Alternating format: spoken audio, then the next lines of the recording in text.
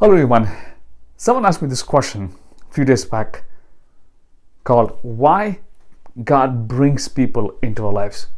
Number one, He brings people into our lives to either connect or relate.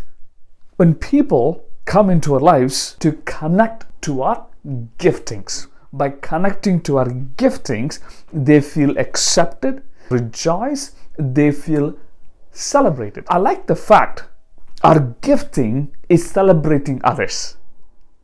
But the problem with the gift that God's given to us will never place itself in one season.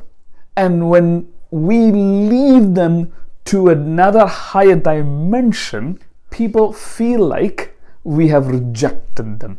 These are the connected people who are benefited out of our giftings in that season. They are forgotten, rejected, and astracated by our feelings of gone into another season. Instead of giving them attention from here, sometimes we give attention to come down to their level. The problem of coming down from this level to this down to their level, sometimes we are controlled by their emotions of that particular season.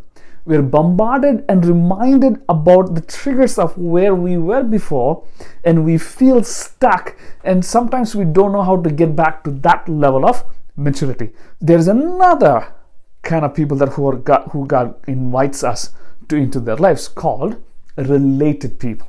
These are the people who honor not just what we have, they see the promises of what we depend on. They see the promises, they don't see the experience. You see the difference? Because experiences are tied to circumstantial growth, but the promises is tied to the seasonal growth. They are the ones who take us to places. They are the ones who believes in the promises and take us to another level of understanding. They understand the pain. They don't feel rejected by us when we fall. These are related people. What about disconnected people? Do we leave them alone? No.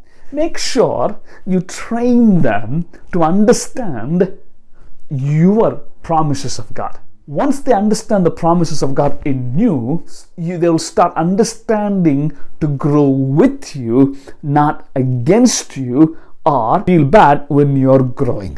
It is your duty, sent by God, to help them to understand the promises that God's given to them that reflects God also in their lives. Those can be anything. So, what are your promises? What has God's given to you as a promise? What are those things that you work from? What are those beliefs that you work from God? Understand them and teach them or show forth to your connected people and related people. God bless.